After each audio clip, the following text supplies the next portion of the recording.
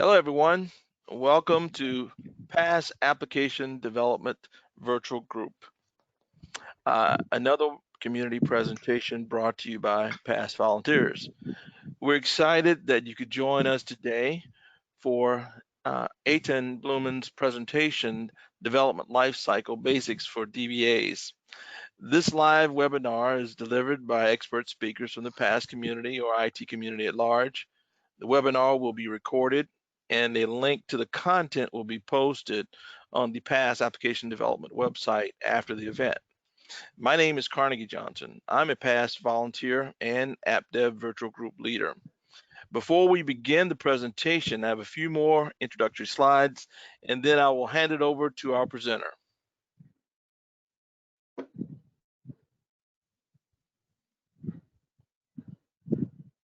Okay, if you require technical assistance, please type your question into the question pane and someone will assist you.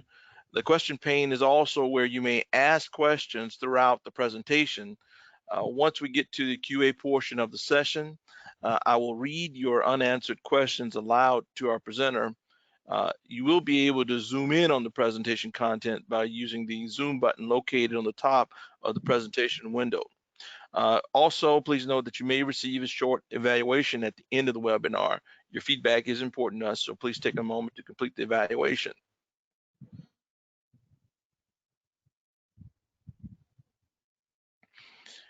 The PASS educational program is now offering a free PASS Summit 2019 content. If you visit the link that's shown on the screen, you will be able to access this valuable learning content to learn from some of the previous PASS conferences.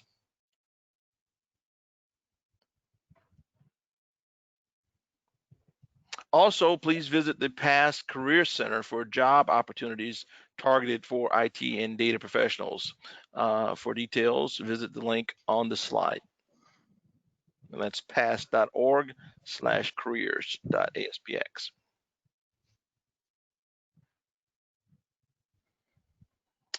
PASS Virtual Groups is a global community where data professionals connect, share, and learn online. Of course, in our current situation with the pandemic, pretty much the whole entire world is now online. But PASS is bigger than just PASS Virtual Groups. We also have in-person events. And when when the pandemic subsides, we'll be back to our in-person events. But in the meantime, we've got great content online. You can access hundreds of hours of free online content, recorded live virtual events like today's session. Connect with like-minded people, professionals, to increase your technical expertise and to grow your career. So we've got about 20 different virtual groups. Application development is focused on database or data professionals who have more of a focus toward application development or using automation to help with their data management.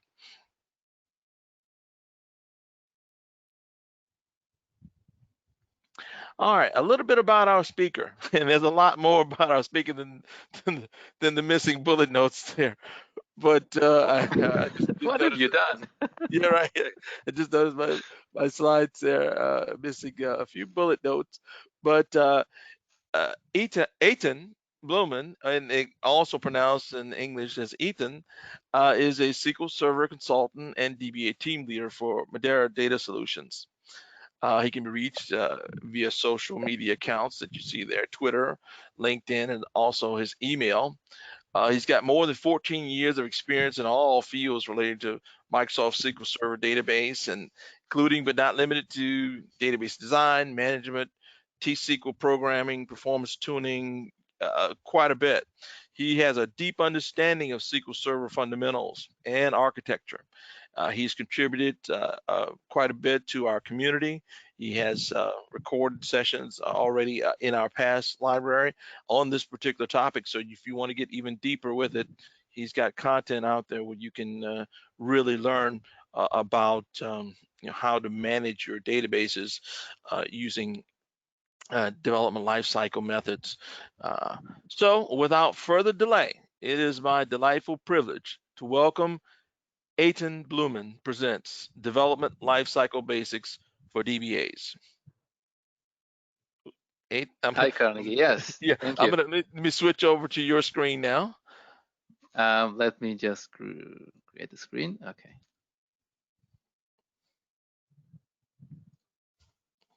All right, great, looking great. Okay. Thank you so much. That was an awesome introduction there. Thank you for having me here, Carnegie. I'm very excited. Actually, I don't recall that the other sessions that I delivered in the past are in the past library, at least not in English.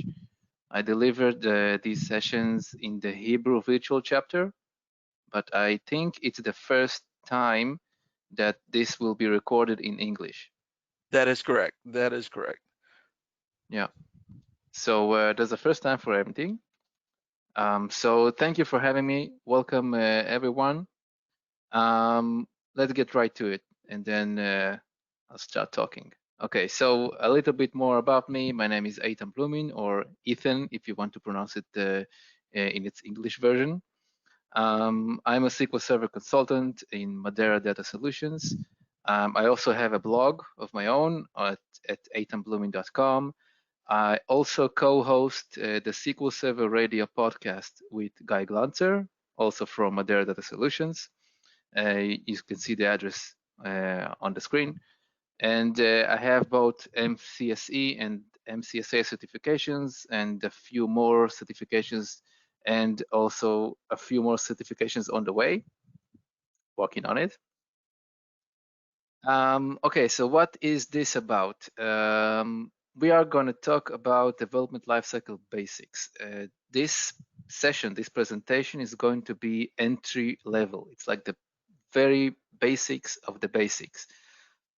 It is meant for DBAs, or more specifically SQL Server DBAs, who are just about ready to step into this world of development lifecycle, or source control, or DevOps, or Agile, or CI/CD. All of these scary sounding words, they are all part of the same world. And it may also be good for DBAs that already started working using these methodologies, but they don't yet quite feel that they have the hang of it. So this should close a few gaps for them as well. Our agenda today is first to learn why do we need DevOps for databases? Why is it good? Why is it important? What kind of problems is it solving? Next, we're going to learn a few basic terms and methodologies that are most crucial and important to learn. What is source control? What are unit tests? What is a CI/CD pipeline? And also, I will touch just a bit on SSDT and how it could help us solve these challenges. So, why do we need DevOps for databases?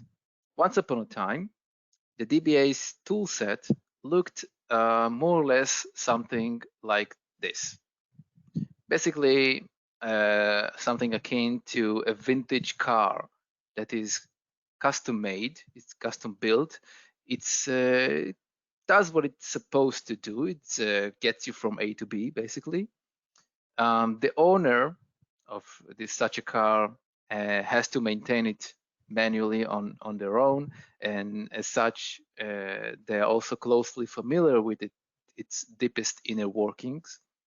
They know how to tinker with it and fix it, and maybe add a few features here and there, make it work a bit better, and things like that.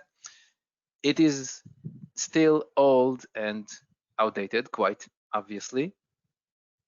It takes too much time and effort from the owner to use and maintain this piece of work. And most importantly, it is heavily prone to user error. It is enough for the owner to do one small mistake and the car doesn't work, or it can get you in an accident in the worst case. So this is the analogy that I like to use, because the classic DBA, they find themselves in a pretty similar situation. Specifically, their main development tool is usually SQL Server Management Studio, or SSMS, as we like to call it. In terms of, let's say, source control, if there is something like that, that we could even call source control, it's usually located on the DBA's workstation, or maybe in some kind of shared file server, or maybe, God forbid, and it happens more often than I would like to admit, there is no source control. There is only the live database of the product, and that's where the DBA has everything they need. They do all the changes there, they work there, and it's obviously the worst possible use case. In terms of version history, maybe in the best case scenario, that is something like Dropbox or akin to it, like OneDrive or Google Drive or whatever it is, if there is anything at all. Unit testing is a topic that usually doesn't, I mean, DBAs are not usually not even familiar with it. When you bring up the subject, that like maybe at best they would say it's something I heard that maybe the software development guys are dealing with. That it's hard for them to imagine how that could be even relevant to the world of databases. Even worse, if you bring up CI/CD, continuous integration development, that you make me laugh. Well, there is no continuous integration development in our classic tool, but the DBA is the continuous integration development. Of course, that also means it's not continuous, but you catch my drift. You know what I mean. If there's need to integrate something or deploy something, there's a DBA. That's what he does. That's their job. Meanwhile, in the room next door, in that other department, those other guys, the software developers, they're in their case, it looks a bit different. It looks more like the enterprise, something very futuristic even and advanced. What do I mean? They have all kinds of tools and mechanisms for early detection. They have automated testing tools. They have automated integration. They have automated deployment processes, which is basically CI/CD.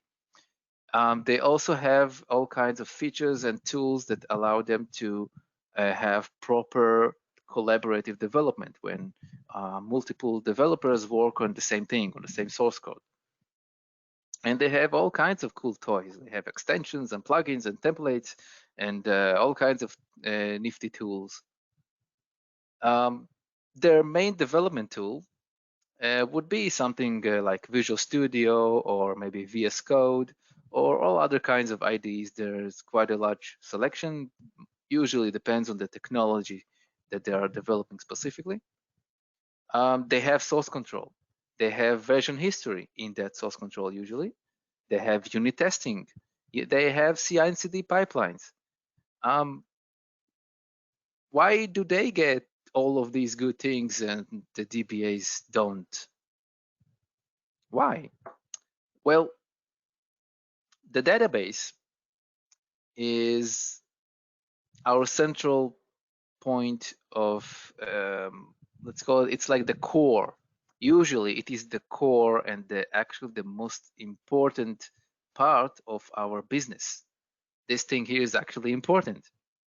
So why are there no tools? Why is it so hard to implement DevOps or continuous integration or unit testing in databases?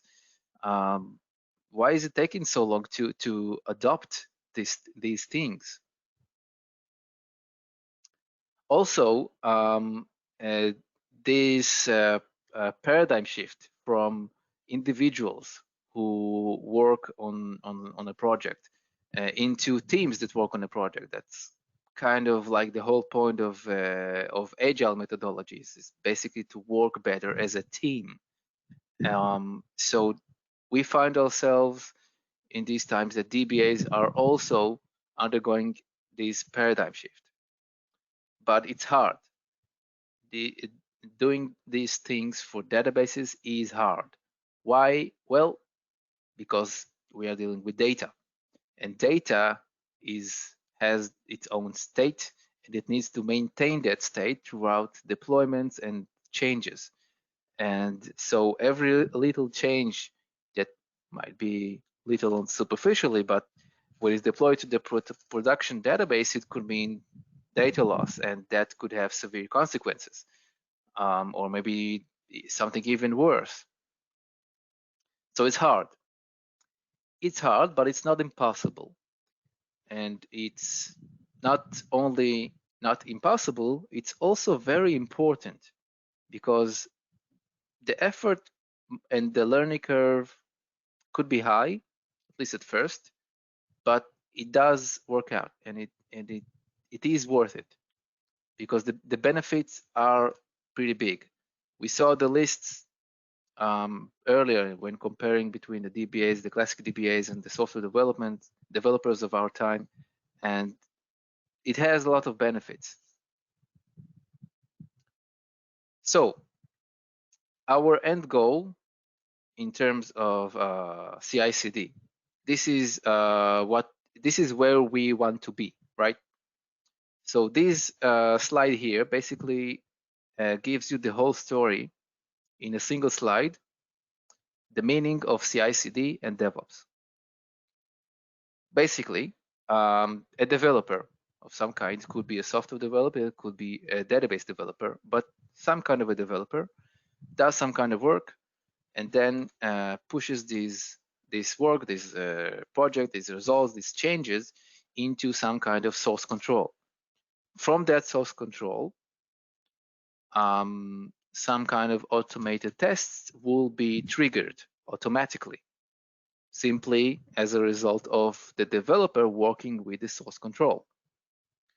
When these automated tests are completed successfully and everything is green, then we could have automated deployment, where, when, matters a bit less at this point, but the main takeaway is that just as a result of working with source control, we have automated and some kind of automated pipeline that saves us a lot of work if we otherwise have to do it ourselves manually. A lot of work, like humongous.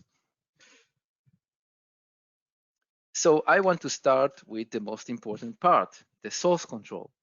And these are basic terms and methodologies that we as DBAs have to be familiar with. And so let's just get into it. Okay, so I'm going to explain about Git. Git is one of maybe a couple, let's say, or a bit more methodologies or methods of using source control. Git is what is called a shared source control repository. Shared as in multiple developers or users can work on the exact same items simultaneously. This is in contrast to something, say, SVN or TFS, where a developer would first have to check out an item, work on it, and then check in. And until they check in that item, other developers cannot make changes to that same file. So Git is different, that it does allow working simultaneously on the same files. And then there will be certain convergence points where changes from multiple developers will be merged together. And that actually works surprisingly well. So we will have the shared repository, which is somewhere on some kind of server. It could be on the cloud or on some kind of web servers, some kind of intranet server or an internet server like Azure DevOps or GitHub or whatever, one of those providers. The local repository would be something like a copy of that same shared repository, but it will be located on the developer's workstation on our computer. Then our IDE, let's say Visual Studio, integrated development environment, would be working against that local repository, pulling changes in and out of there and working like that. And then from that local repository, the changes would be pushed back to the shared repository where they can be become visible to other developers. So basically, the way that this kind of work starts is by first the developer clones the shared repository to their local workstation. They tap, they make changes, they commit those changes to the local repository. Then they push those changes back to the shared repository. Those commits that they did until thus far, they are uploaded to the shared repository. Then they, as I said, become visible to other developers. Other developers, they pull changes from the shared repository to the local repository, and then they continue working. At any point, there could be some kind of merge operation when two files have some kind of conflict. Sometimes it can be resolved automatically if the changes are different enough, they don't overlap. Or if there is some kind of conflict, then it is up to the user to resolve that conflict manually. There are a few tools for doing that. What is this shared repository that I'm talking about? This shared repository would actually be a branch. A branch, it's some kind of state of the source control of our source code. And it can, as a branch, it can be split into multiple branches. So usually there would be some kind of main branch. It's the blue branch on the screen. And the changes would be made actually not directly to this main branch, but to some kind of, let's call it a sub branch that will be split from the main branch. So we have the split operation, it is called a split, that creates a new branch from an existing branch. And at this point, at first, they are still the same until changes are done. The developer commits and pushes changes into this new split branch. At some point, this developer decides, okay, that's enough. I think I've completed my work on this particular feature or change that I wanted to do. So I am ready to merge these changes back to the main branch. So I do something that is called creating a pull request. And this pull request is it's a request to approve a merge. So how it works is there will be some kind of, let's say, a product manager or a team leader or something like that, some kind of person that would review these pull requests. There would ensue some kind of discussion back and forth between the approver and the developer until they say, okay, the code looks good enough, it's ready to be merged. And then once the approver has approved the pull request, it would be merged into the main branch. And then all the changes that were accumulated in this split branch are now copied over to the main branch. In Git, there is something like that's called Git flow, which is a methodology of working with these branches. It is considered the most, let's say, I see that it's most common in Agile projects, in Agile organizations. It's not a must. It's just one of many methodologies. There are simpler methodologies than that, obviously. So let's go over it and I'll try to explain. Because if you will understand this, I'm pretty confident that you can understand all the other methodologies that you could possibly come across. Okay, so we have our main branch, which used to be called master. but due to various reasons that it would be changed. Usually, I think the change is to main. Anyways, we have our main branch. This main branch will be split into something that is called a develop branch. Now, these names that I'm saying, that master, develop, these are standard names of branches. Like this is how you're supposed to call them. So this develop branch represents, let's say, at the organization or team or project level, it is the current version which is currently in development, like the version. It is not released yet to production. It is not yet visible or usable by end user, by our customers, but it is the version that is being collectively worked at by the developers of the organization. That is the develop branch. From this develop branch, each developer would split, and again, another split into feature branches. These are the purple branches. These feature branches could represent some kind of feature, something new that should be developed, or maybe a fix or an improvement to something existing.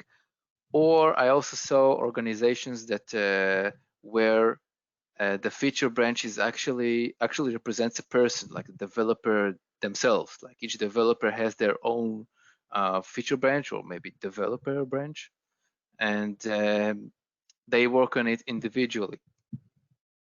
The methodologies and the policies could, like I said, they could be different between an organization and organization, to each their own. Feature branches need to have descriptive names. So they would not be called feature 1, feature 2. That would be quite horrible.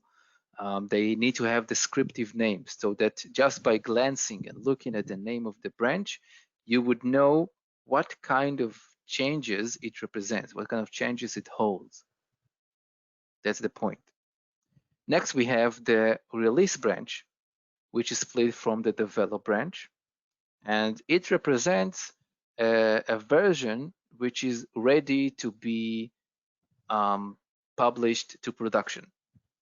Maybe they have like it could have like some kind of last minute tinkering, last minute changes, just to make sure that it works, or maybe some kind of customizations that are specific for production, or maybe last minute fixes or stuff like that. So that will be the release branch. Once that release branch is confirmed or approved or whatever, then it will be merged into the master branch. And this, sorry, main branch, need to get used to that. And this main branch represents what is currently in production.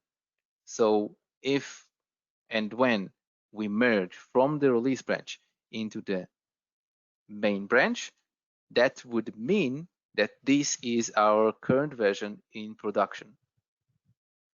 Next, we have hotfix branches, those that red branch, which are split from the main branch, not from the develop branch, from the main branch. And they represent some kind of bug that needs to be fixed as soon as possible.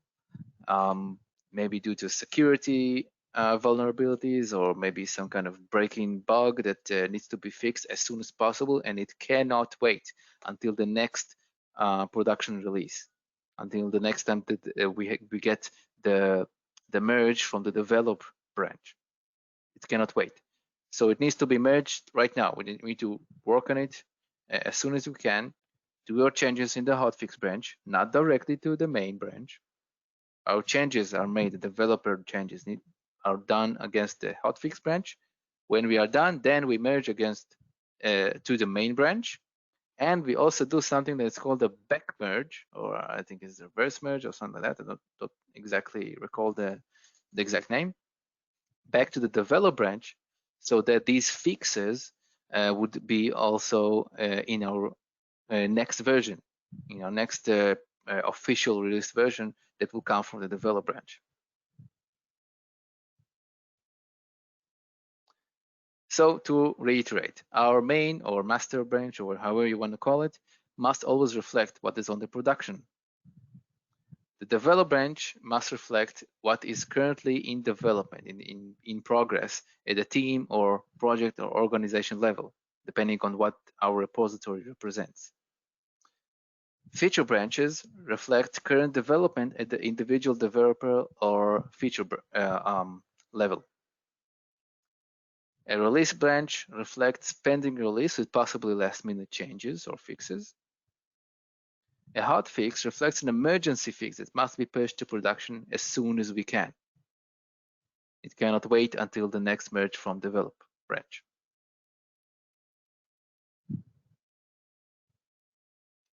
Okay, before I go here,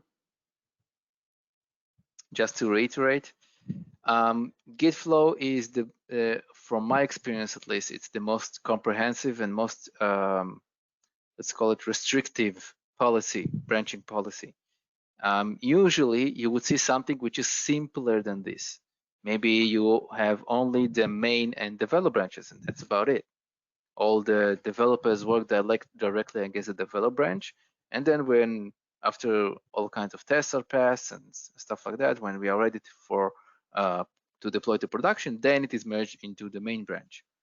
There are all kinds of variations, but the ideas are basically the same. We have something that represents our production, we have something that represents ongoing development, and in between there are convergence points where some kind of review needs to be done, some kind of approval, some kind of tests, and so on. So now what I want to do is take a look at a day in the life of a standard common developer, be it an application developer or a database developer or a would-be database developer. So let's say we got tasked with some kind of change that we need to do in our source control. Maybe we need to develop a new branch or add something or fix something, improve something, whatever it is. How do we start? First, we need to clone our repository. That's the first step. So in Visual Studio, for example, the way to do that is to open the Team Explorer window or go to the connections. And do I have the Zoom working? Yeah, okay. So there's see this green button here? This is the connections button. It brings you to the same place. You click on the clone button and some kind of source control repository. You will get its link. Usually it's located on the repository itself. You could find it in the UI. And you choose where to save it and so on. And you click on clone, and then you have the repository locally on your workstation. Next, we need to split branch. We need to create a new branch from our, let's say, it could be from the develop branch, I think is the case. Let's assume that we are dealing with Git flow, right?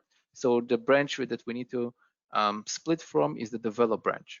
This is our base branch.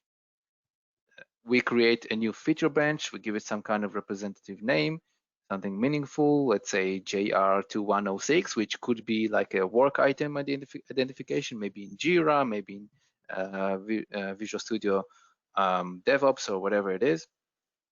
And then something descriptive like add a new column. Maybe that was our task. Hopefully it will be more descriptive than that.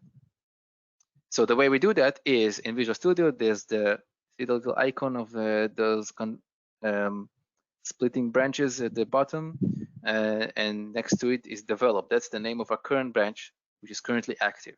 We click on that, we click on manage branches. From there, we can create a new branch.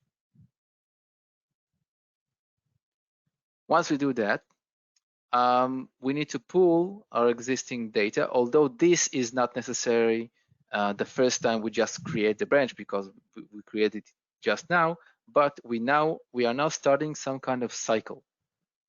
And next time we get to this point, we will need to pull. I'll explain more in a bit. So let's say the developer in question does their thing, they do their changes, and they want to commit those changes into the repository. So in Visual Studio, we're taking that as an example, there's the pencil icon. which is a button. So we click on that pencil button, and that takes us to the changes screen. Here we need to write down some kind of description of the commit, something representative, which would help you recall what you did in like a year from now. Okay, that should be your line of thinking, basically, because this is our greatest benefit from source control, having the ability to look back, to understand where a change came from, where a piece of code came from, and why, and who did this and when. These are our commits. So it's very important to write descriptive messages here, so that when we go back to it, like a year or several years from now, or someone else gets well, I forgot the word. No one gets the same code, and then now they need to take care of it. They would be able to look back in the history of commits and see, okay, this guy changed the column. Why did he do that? Because I don't know, there was a new feature or a fix or whatever. So, okay, so that's why it's important to write a commit message. Once you do that, you click on the commit button. That sends your commit to your local repository. Once it is in your local repository, you need to push it to the to the shared repository. Sorry.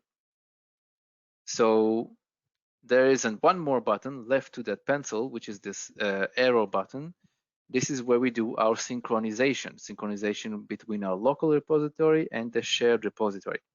So usually what we would do, we would either click on the pull button first, pull, not push, pull, so that in between this time when we did our changes, and now that we want to push them, maybe something changed on the shared repository, and we need to be aware of that. In order to do that, we do pull, which is a combination of fetch and pull, but basically the same thing. I will not go into too much detail on that because that's beyond the scope. So we pull the changes from the shared repository into our local repository, and now if our changes, that is commits that we want to push, they overlap with changes done by someone else, this is the time that we would notice, and then we need to resolve the conflicts if they arise.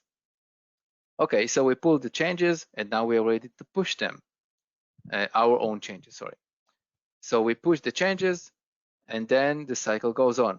We continue work, maybe we do a few more commits, and we pull and push.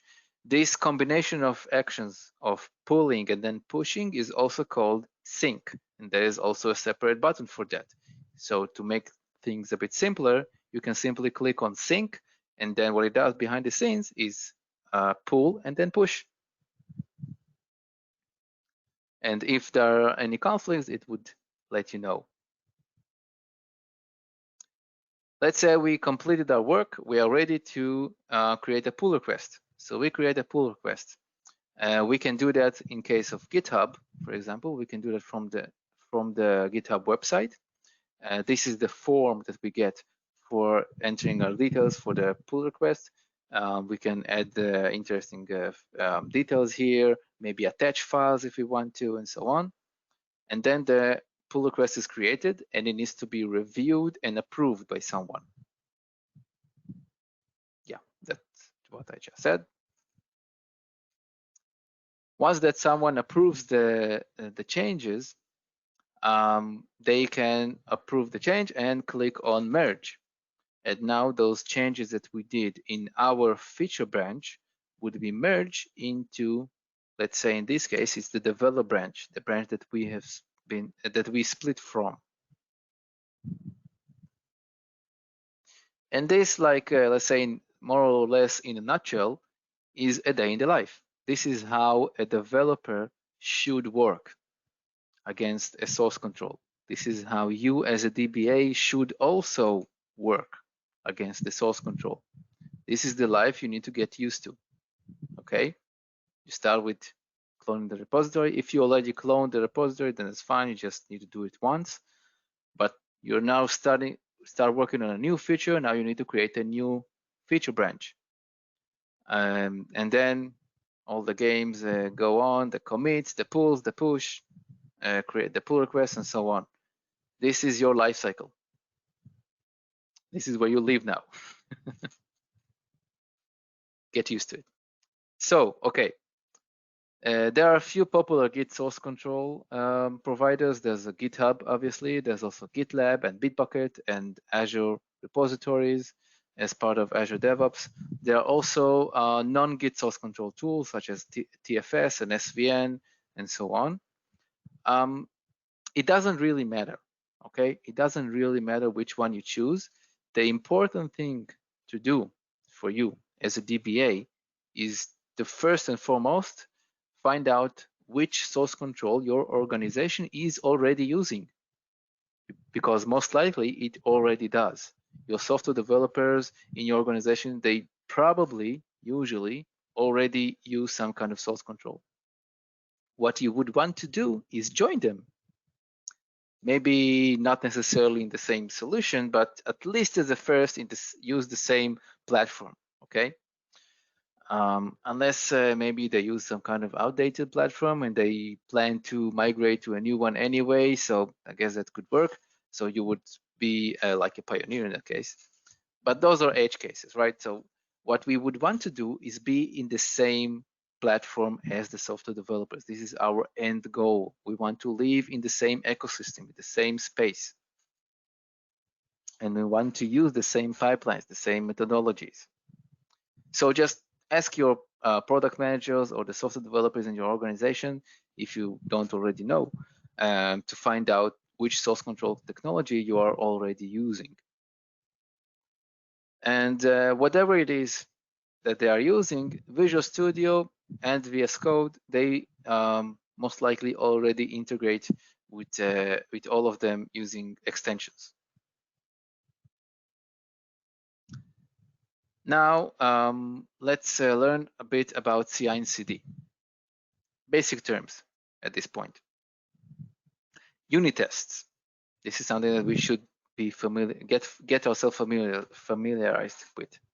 So unit tests are basically the most granular and basic level of QA tests.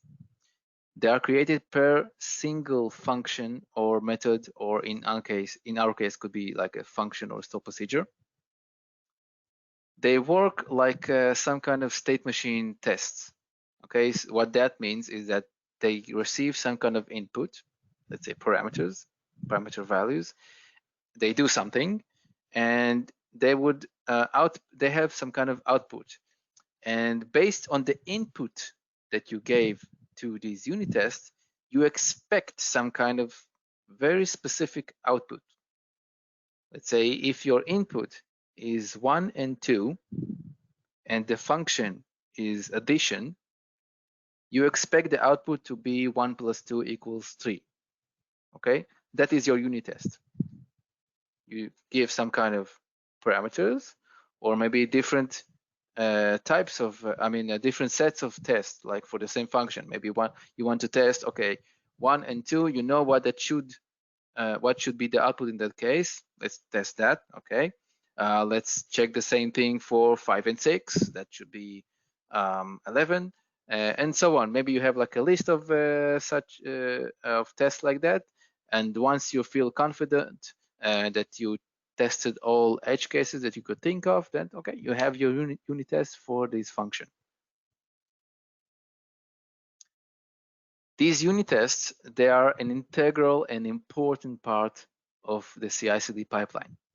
First and foremost, they have to be automated.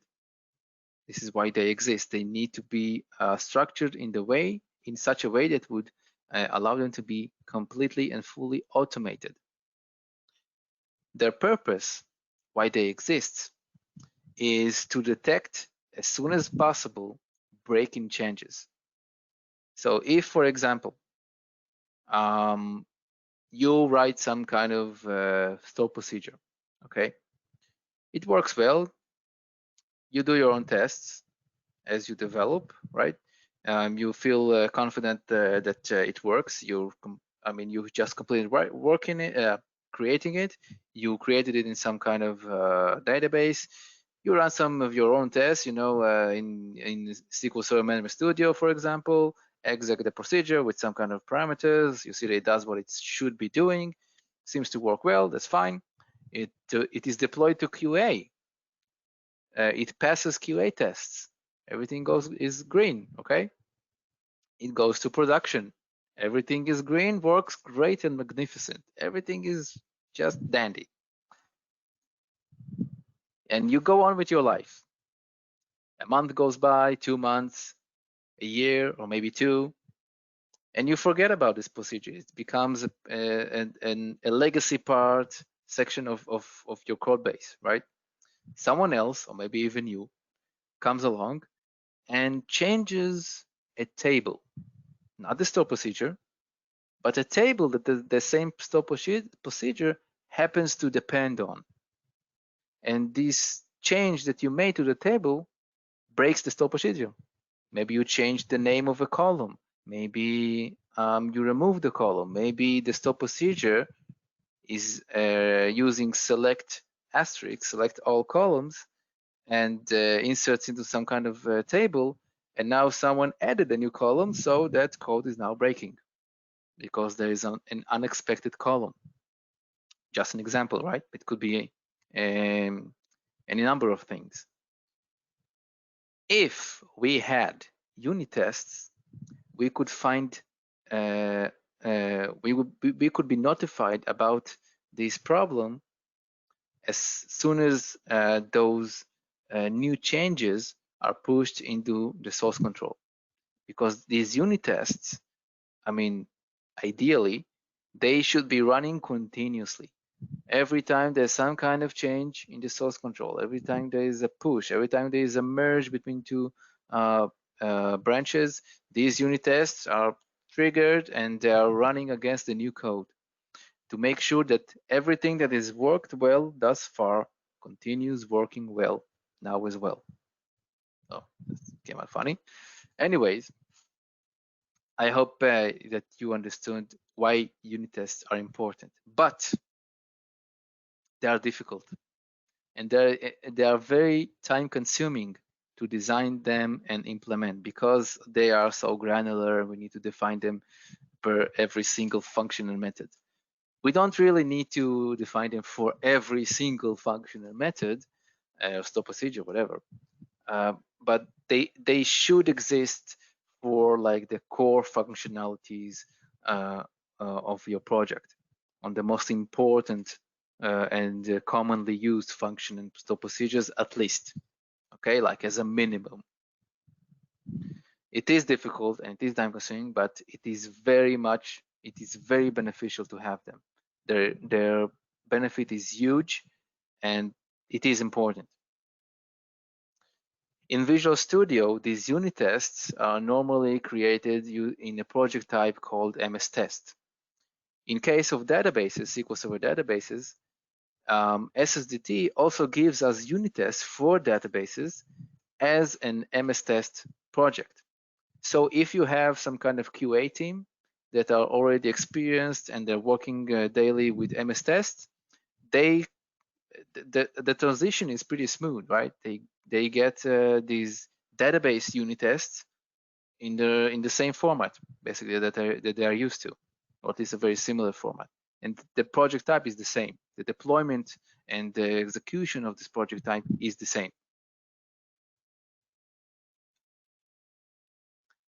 I see there's a question by someone.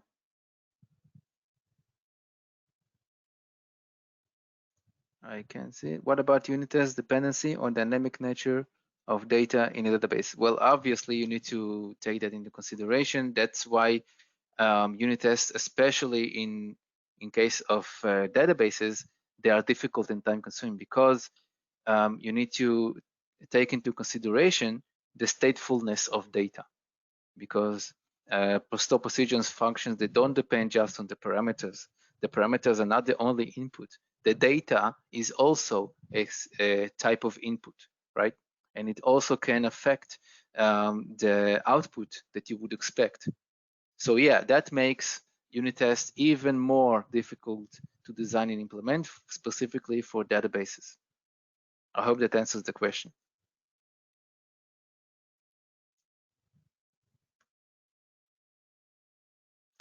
Next, let's familiarize ourselves with an artifact. What is an artifact? This is going to be a very short slide because it is very simple and very basic.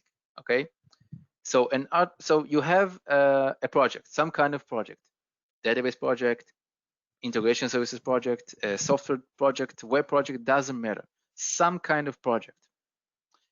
You perform a build on it in a visual, whether in Visual Studio or maybe some kind of automated process, doesn't matter. You build. What does build do? A build creates an artifact.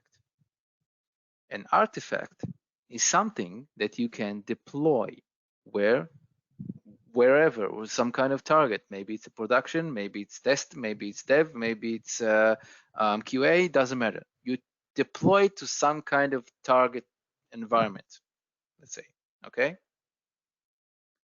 And that's about it. That is the meaning of an artifact.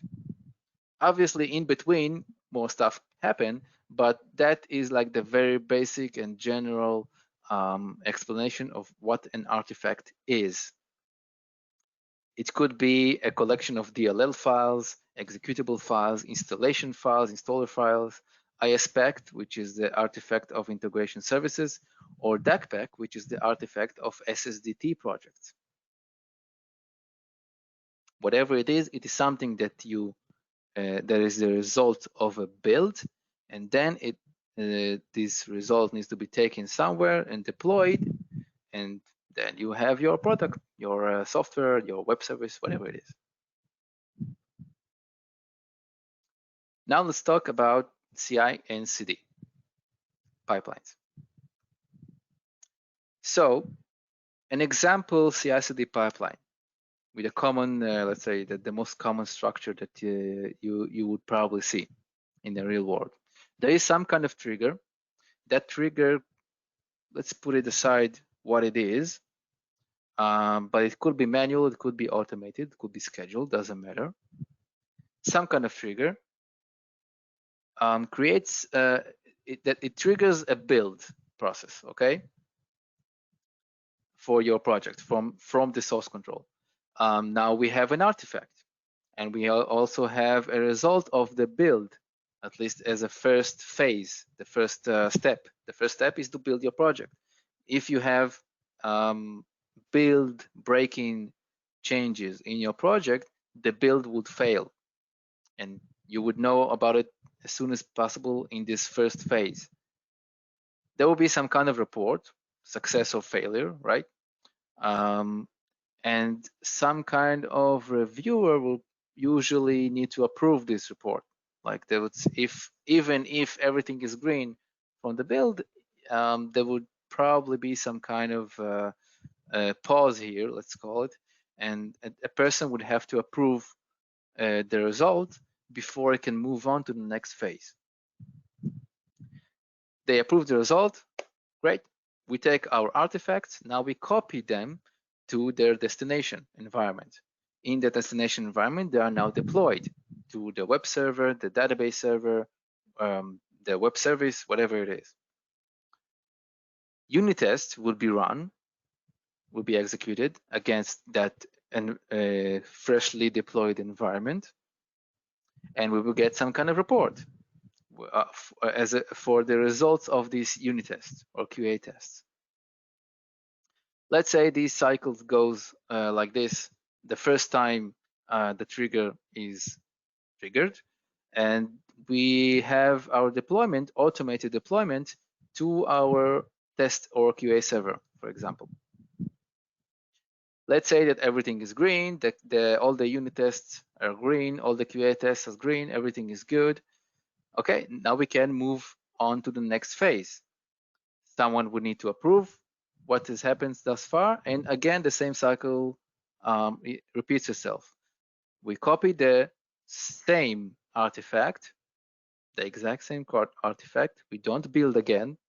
This is the same artifact from the beginning.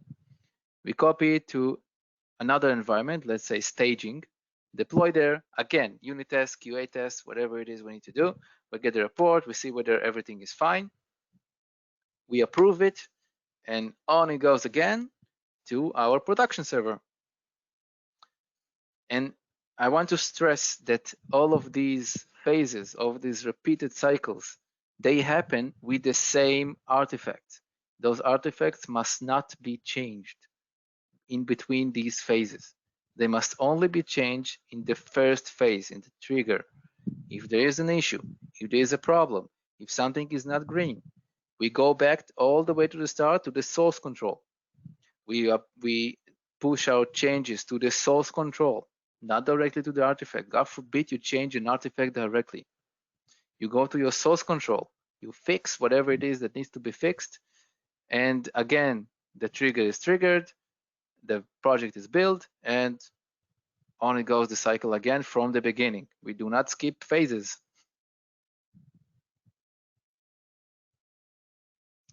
So this first phase of where it is the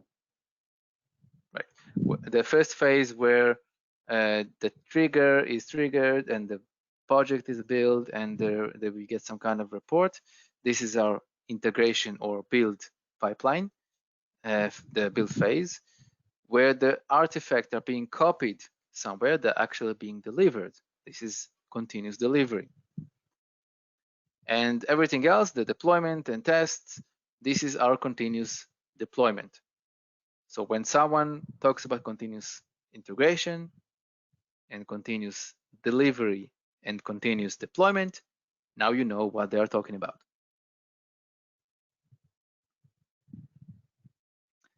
So I talked about the source control. Source control must be our trigger for these CI/CD pipelines.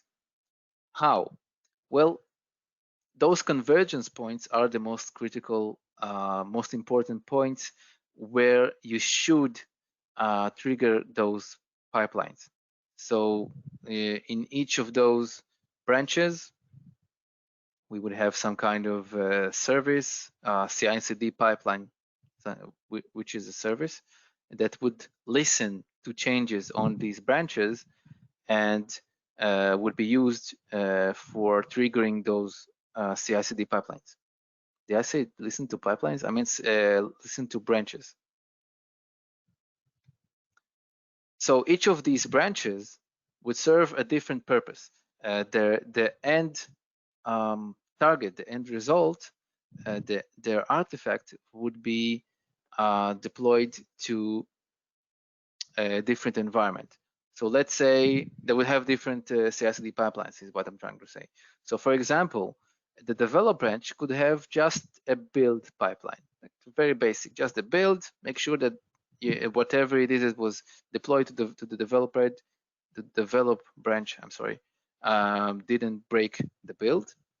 That will be the build, the CI pipeline. The release and hotfix branches, they could trigger CI/CD pipelines that would end up at a staging or a QA server or whatever. And changes that are pushed into the main branch, they would be delivered to the production server. They would trigger the last phase. And those convergence points, they actually can serve as those approval phases that I described earlier. Because like I said, we have the pull request, right? Someone needs to approve the pull requests. That could also serve as an approval mechanisms for continuous integration pipelines. Not necessarily, of course, but that could be an option. There are quite a lot of CI/CD pipeline platforms, tools, services. There's Azure Pipelines, there's Bamboo, there's GitLab, AWS, Jenkins, Travis, TeamCity, Octopus Deploy, and many more. Again, as with the source control platform, it doesn't matter. They all work more or less with the same idea in mind, right? So I have a few screenshots here. This is what Azure pipelines look like, basically steps of a job, we can call it that. Octopus Deploy also has a multitude of options and a multitude of types of automations that you can configure, same from Jenkins, which supports quite a wider range of plugins. And as I was going to say, it doesn't matter. You need to ask your existing DevOps guy or team in your organization and just find out what the software guys are using. Your software developers, same as with the source control. You want to be on the same platform. You want to be in the same space. You live in the same room, in the same ecosystem. That is your end goal. Okay, so it doesn't matter which platform you choose. It should be the same one used by the software development guys. Now let's touch upon SSDT, but before that, I want to answer questions if there are any. Are you using Redgate software in your company? Personally, no, but I am familiar with it. Why do you ask? I mean, Redgate software, yeah, they have a few tools accommodating for both for database source control as well as integration and deployment pipelines. They have their own technologies, yeah. Not sure what is the question exactly, but yeah. Any other questions?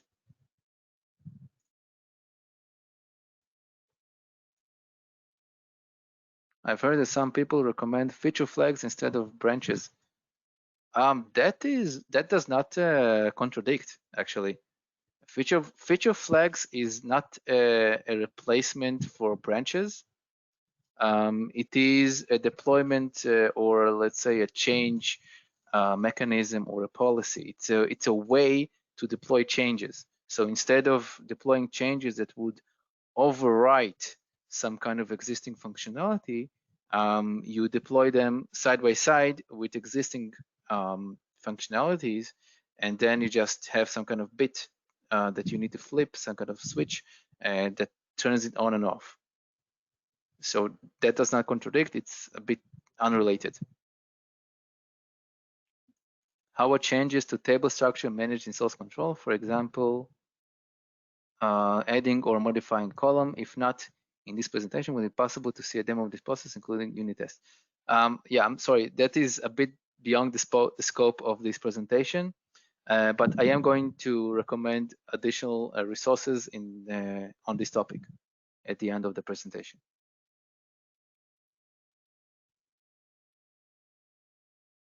Any other questions? What about side effects in DB unit testing? Yeah, okay, so that also touches upon the topic of why it is hard developing unit tests for databases. Yeah, so we need to also take into consideration that the modules that we test, the functions, the store procedures, more likely, they could possibly make changes to data, and then maybe we need to roll back those changes somehow. We need to have some kind of cleanup phase as part of our database unit test that takes care of that. Or maybe we decide that these specific data altering unit tests, they would be done only in some kind of a QA environment and not in production. Depends on the policy that you decide. CI/CD in Redgate, what is the question? Yes, there is CI/CD in Redgate. They have a tool called ReadyRoll. ReadyRoll is a tool from Redgate that deploys changes to databases. Let's see if there are other questions.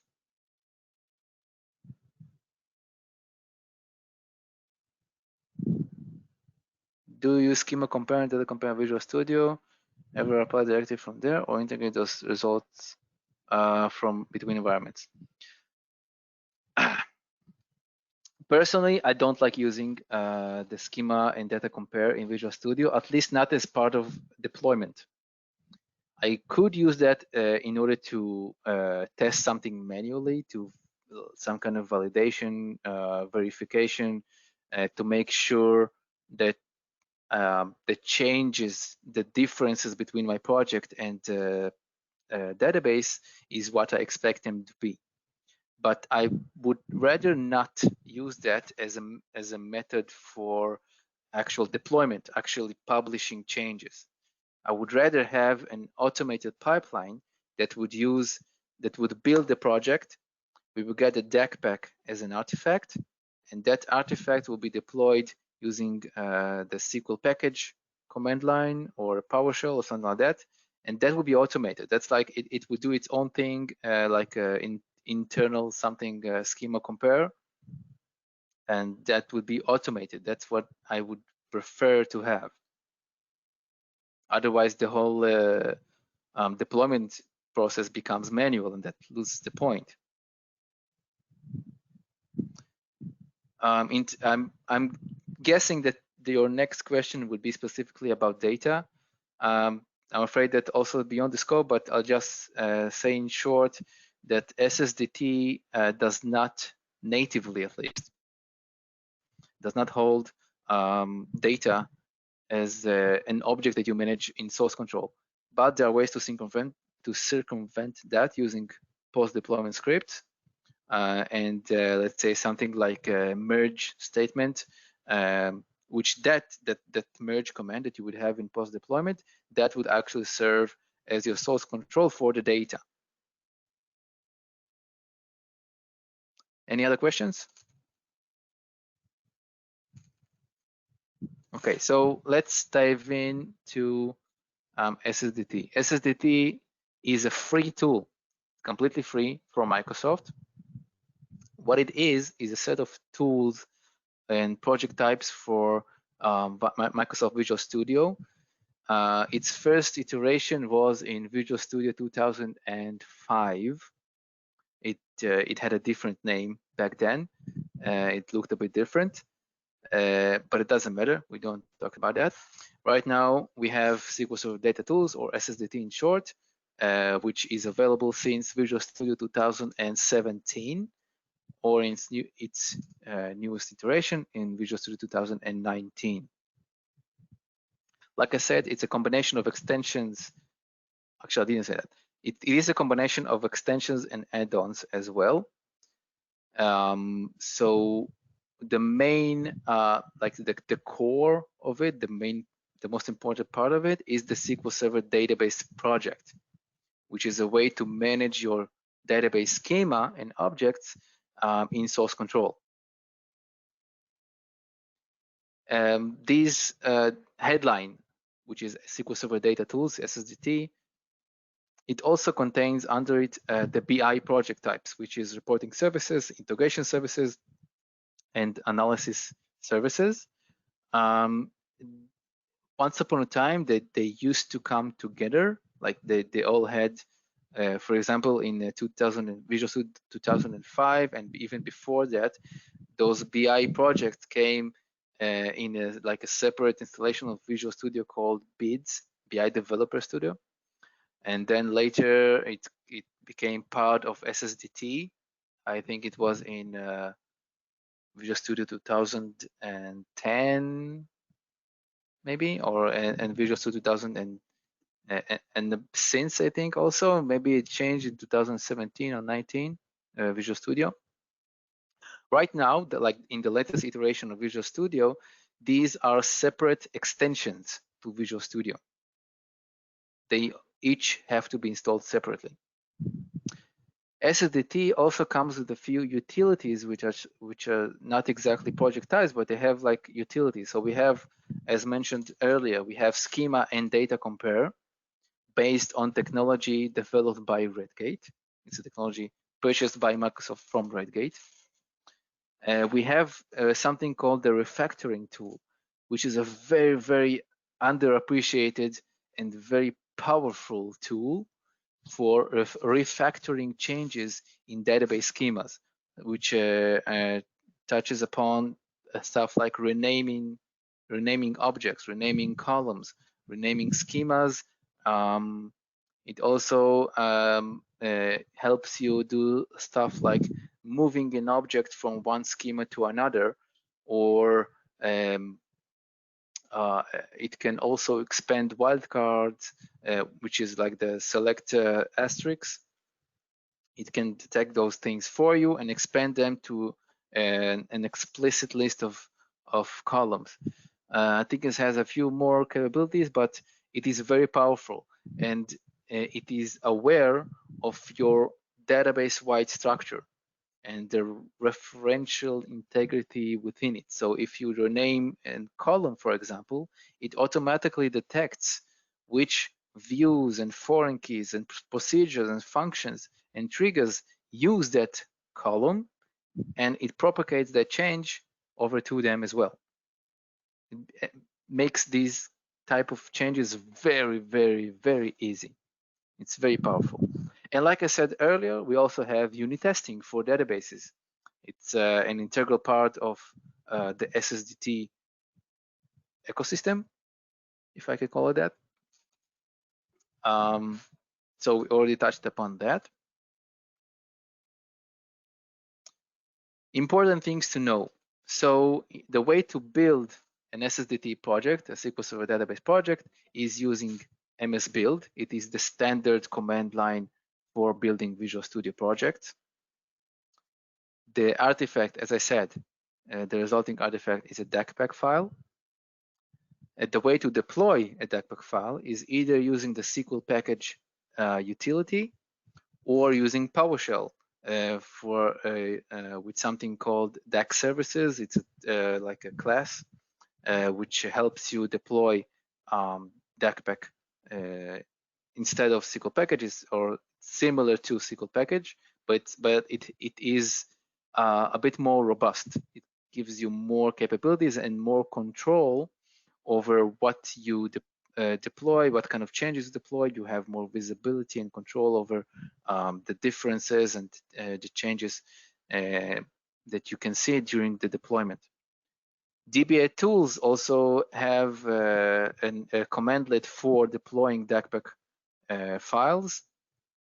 I think it uses DAC services behind the scenes, or maybe SQL package. I don't recall at this point, doesn't really matter.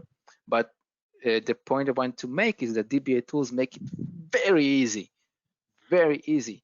to deploy DACPack files. So kudos to them, very strongly recommended. Unit test project type. So as I said before, it is MS test, and as such, the way to deploy them and run them is using the standard command line for MS test, which is vstest.console.exe. I think there's another command line, but no, it's not written right now. Not now. Okay. So this slide right here is what your DevOps person, guy, girl, team need to know. When in the first time that you start deploying database projects in your pipelines, this is what you need to know in order to make it work, actually.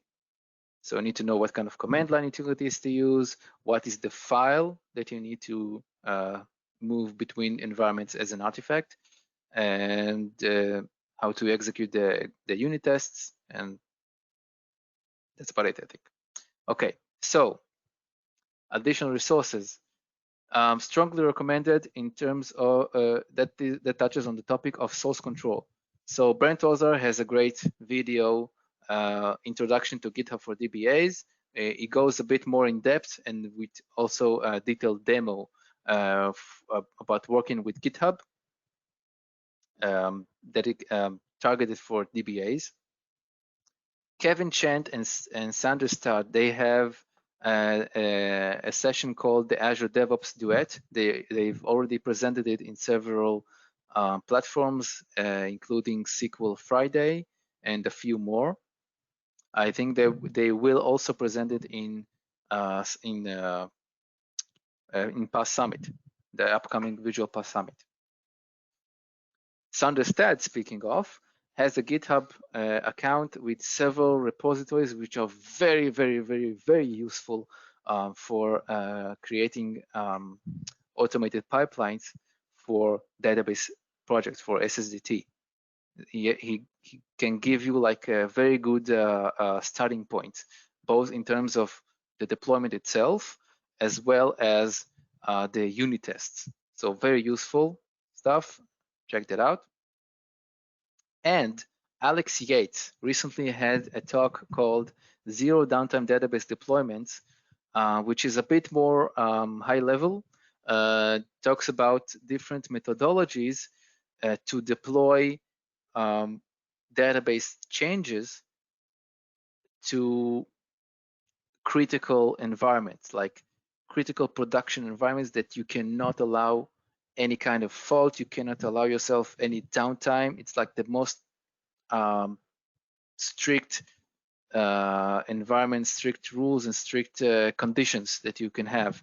So he talks about all the kinds of deployment methodologies that you can have. Also, he mentions features flags, which was mentioned earlier, but there are more. Okay, so strongly recommend to check that talk out. And that's about it. I think that about wraps it up. Any more questions? You did a great job, Ethan. There are no more questions that I see right now in our question pool, but we'll wait, pause for a few more seconds here to give people a chance to type in their questions. And we'll leave your slide deck up for a second. I've got another closing slide that I wanted to put up, but I also want people to be able to see how they can contact you to keep in touch. Sure. Via email, Twitter, LinkedIn. He's a pretty easy guy to get in touch with.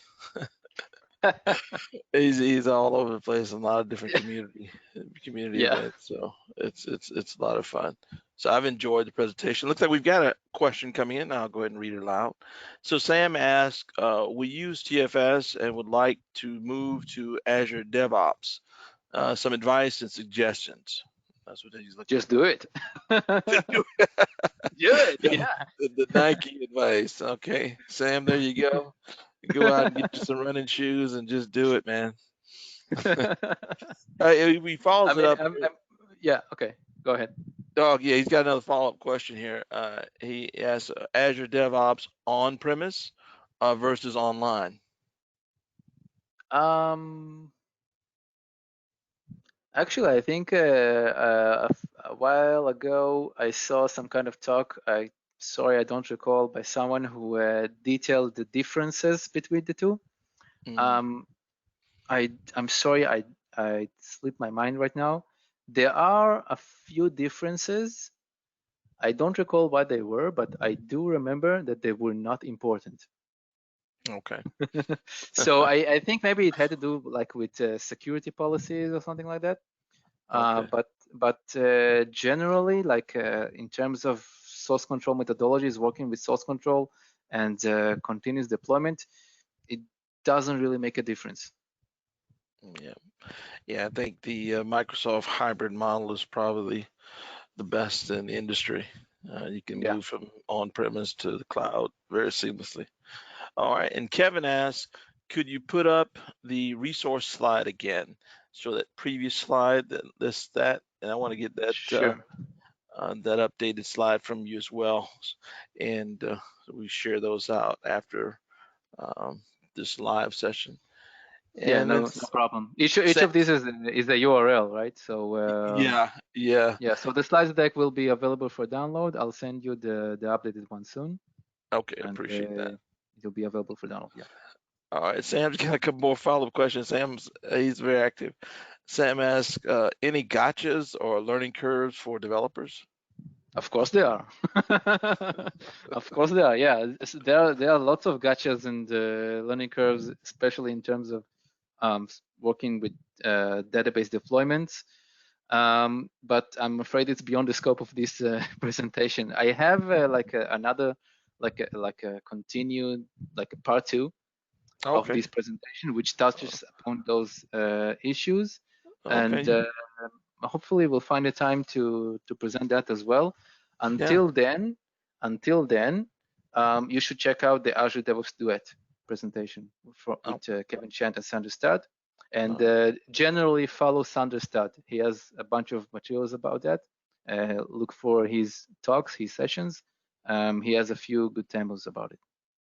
okay. And then as Sam asked, what moving from TFS to Azure DevOps, what are the big advantages of Azure DevOps versus TFS in your opinion? The biggest, you mean in terms of methodologies? Like I said in the beginning, there's the Git methodology, and there's the does it even have a name? I don't know, SVN methodology, which basically the difference between having to check out your code and not having to check out your code Yeah, for that working. actually leads into a previous question that I was going to bring up from a discussion with Yitzhak. And Yitzhak has also been asking a lot of great questions in the background and Yep. helping you out too as well with some tips and things, trying to recall from memory. But one of the comments that he made was that with SVN and TFS that you can work simultaneously. Uh, and I think what you were getting at during your presentation was, like you said, that I can't think of the name of it either, but I think it's called centralized database versus a distributed database model Yeah. for Yeah. source Yeah. control. And I think Yeah. that's really the point that you were making, but I'm not certain. Yeah. Yeah. Yeah. It is. Okay. You're right. Yeah. All right. And let's see. Kevin asked, oh, no, I already read that. Let's keep going here. So Sam asks, Power BI in Azure DevOps as source control, and that's a question. I guess is it possible? And then he goes on and Um, says your take versus Teams or OneDrive, another question mark. And then we have combo and devs, business users wait. not. Slow down. Slow Yeah, I know, down. right? He's got like 3 questions in one Wait, form let's maybe. take it one by one. Okay. But the first one was about Power BI. Yeah, it has Um, questions. Power BI in Azure DevOps as source control? Question mark. okay, so I think I heard a podcast about this topic from the SQL Data Partners. If you're not familiar with them, you should look into it. Look for it, SQL Data Partners, with what it's called, Charlie Alchicone, is Okay. it? Yeah, I'm I not think. familiar with that one. Carlos Alchicone, right? Carlos Okay. Alchicone. SQL Um, Data Partners. Okay. yeah, SQL Data Partners. They have like a topic focused episodes. They have an episode about maybe even a few about Power BI, and they talk about the specific also about the topic of source control. If I recall correctly, there is no native support for that right now, but there will be. I mean, it's in the works. Okay. That's what if I recall correctly. But Okay. like I said, they have an episode on that. Check that out and keep on the lookout because there will probably be changes. Yeah, definitely. And then the next one is your take versus Teams or OneDrive? Question mark. And I'm not sure what. As what? As a source control? As an Yeah, history I'm method? presuming. Yeah, perhaps. That's like one of my first slides. Don't do that. that is not that is not real source control. Yeah, I Don't do agree. that, man. I agree. Those are communication collaboration tools. Yeah, And then not we have combo of devs and business users not used to working in source control environment or TFS my or goodness. Git. And there's a question mark. So I'm not sure. So, first of all, my answer is my condolences. I am so sorry. I am so sorry. I'll tell you one of two things. It will be one of two things. Either good luck, being like the pioneer of source control and working properly in your organization, or you should look for a different place. Like Well, there is no easy answer. yeah, I think that it seems like there's some opportunity there because he says they're not Yeah, used that's to like it. the first answer. The first So answer. If good luck, I mean, yeah, it's I think he's definitely going to an have good luck. opportunity. I agree. He's Yeah, going to have great luck because once you show them this presentation would be a great thing to show them, and you did a great job, Ethan, and that's going to demonstrate to them what they can do and do it very simply and effectively. yeah. Yitzhak adds another question. He says, or maybe a comment here. He says, Alex Whittles is specializing in Power BI. So Yitzhak is recommending Alex Whittles for the previous question. And he mentions that Good. he is also an MVP as well in that space. Excellent. Okay. And then Sam asks, Power BI self-service heavy firms use Teams and OneDrive. We have none devs now doing Power BI and other on Power BI development, PBIX files. So I guess just kind of a follow up on what we were just talking about previously, TFS versus one Teams versus OneDrive. I think it's not really applicable to source control. None of those No, tools are it's source not. control. Yeah, No, it's yeah, not. It's not for source control. yeah, I mean, Power BI does work well with all of these technologies. It's just fine, but not the purpose of that is not source control, and it's yeah, not automated deployment. yeah. Yeah. So yeah, so you got a great. You can start from ground zero, introduce source control, and get the ball rolling in your organization. Yeah. And if you Uh, already have Power BI and Teams and OneDrive, then you probably also have Azure DevOps, because it usually comes like in suites. That like if your organization is a Microsoft partner maybe, or an enterprise subscriber, maybe you already have that like as part of your suite of tools and features that you get from Microsoft. So you should check that. all right. So I'm going to put up our final slide, thanking everyone. Thank you everyone for attending our session today, and a huge thank you to Eitan for a great job. This webinar Thank you is for having me. recorded. Yeah. Oh yeah, you're welcome to come back anytime. And we will make the recording link available and presentation content available. Please check out our homepage, meeting details in the archive page to get that link. Also, you can find it in the Past Learning Center as well. You can search either on our virtual group or by the presenter's name. Now, we invite you to continue the topic discussions online as well within our LinkedIn listed group. So you can go to linkedin.com/groups like you see in the slide here and join our group and continue this discussion. You can also connect with us on Twitter as well. Our Twitter handle is there, Pass App Dev. And our next webinar, which is noted in the slide, is Design Secrets for a Non-Designer, and that's coming up. Now, that's part of our what we call Saturday Night Live sequel vertical that we absorbed a few months ago, or last year, or over a year ago now. So that date and time might seem a little daunting. It's actually Saturday evening in the U.S. time, but we usually post most times in UTC time, our Coordinated Universal Time. All right, so with that, I'm going to turn it back over to Eitan for him to close us out, and we'll put up his slide here one more time. And so Yeah, I everyone, just read the question asked about TFS. So it said the statement about TFS is not correct. It's possible to work on the same item by multiple developers, but here's the key part: everything gets back via merge. So that's the big difference, because you still, if you're working on the same branch, then you still have to check out, and two developers cannot work on the same item. If one has checked out, the other one cannot get it. They can work on the same item if it is on a different branch. Yeah, that's completely true.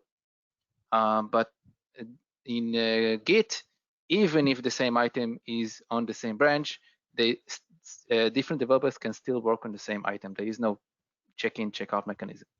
So that is the big difference. Okay, well there you have it, folks. Source control is good. Good stuff. Yeah. Did you want to put up your Yeah, sure. contact slide there? There it is. All right. Thank you again. Thank you for having me. All right. And, you didn't say where you were connecting in from. Where? I am in Israel. Yeah, and I'm in South Carolina, so you got great bandwidth, so the images are good. The recording should be great. Excellent. All right. Take care, everyone. Bye-bye.